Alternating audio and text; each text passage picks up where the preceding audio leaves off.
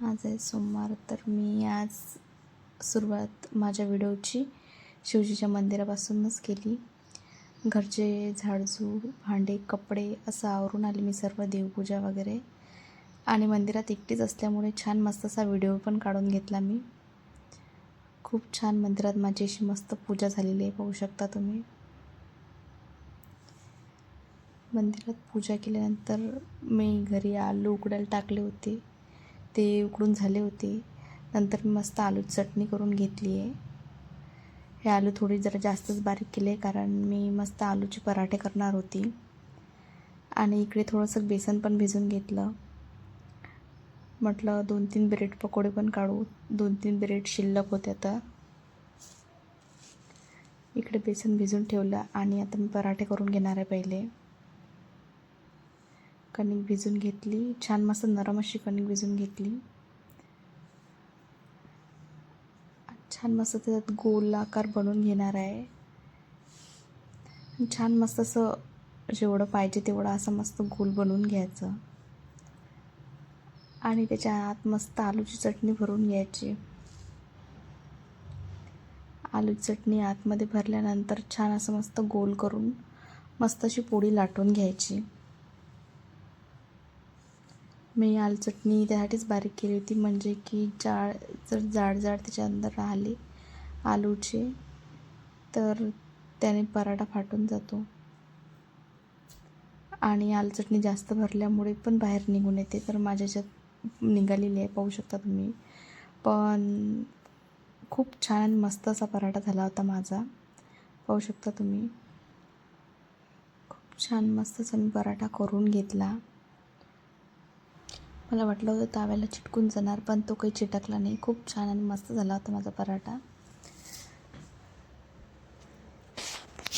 आणि छान मस्त मी असं आलटून पलटून घेतलेलं आहे, पाहू शकता तुम्ही किती मस्त झालेला आहे. तर वरतून त्याच्यावर मी तेल पण टाकून घेतलं, छान होऊ दिला. आणि मी आता दुसरा पराठा करून घेणार आहे. हा झाल्यानंतर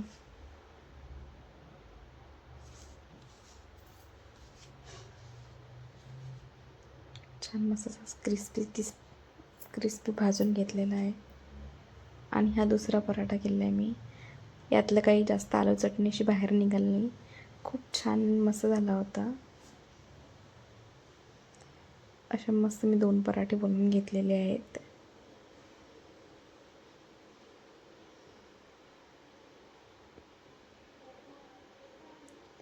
आणि आता मी नॉर्मल माझ्यासाठी पोळ्या करून घेणार आहे. छान मस्त माझ्या पोळ्या पण छान झालेल्या आहेत. मी 2-3 पोळ्या करून घेतल्या, 2 पराठे करून घेतले आणि 4 ब्रेडाचे मस्त मी आता हे पण करून घेणार आहे, ब्रेड वडे. पाहू शकता माझ्या पोळीला किती मस्त असे फुगे येत आहेत. तर मला खूप आवडायचं जेव्हा असे फुगे येत होते तेव्हा, पण तेव्हा काही यायचे नाहीत. आता प्रॉपरपैकी आता प्रॅक्टिस झालेली आहे मला, तर खूप छान मस्त असं फुगं येत आहे. तर खूप छान वाटत आहे. छान मस्त अशा माझ्या पोळ्या शेकून झालेल्या आहेत.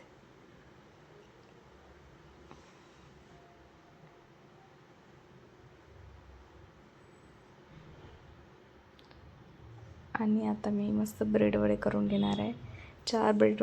4 ब्रेडा घेतलेल्या आहेत मी. त्याचे मस्त असे त्रिकोणी काप करून घेतलेले आहेत. आलू चटणी भरून घेतली आणि छान मस्त असे ते दोन्ही साईडने व्यवस्थित हे करून घेतले, दाबून घेतले.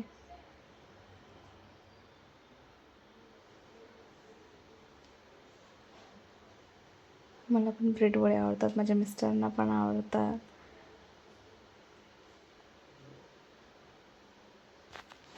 आणि मस्त मी असे ब्रेड वडे करून घेणार आहे.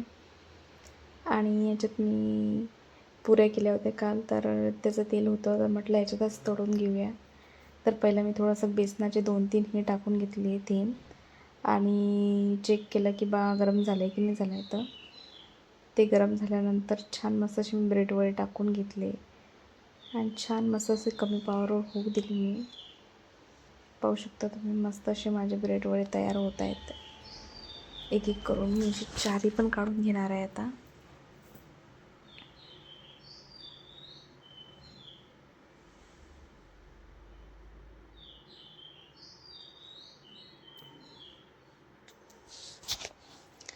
आणि माझे 2 ब्रेड शिल्लक राहिलेल्या होत्या, तर म्हटलं ते थोडंसं ऑइल फ्री बनवून घेऊ. तर मी त्याचं सँडविच बनवून घेणार आहे. माझं खूप सिंपल आणि नॉर्मल असं सँडविच बनवलेलं आहे मी.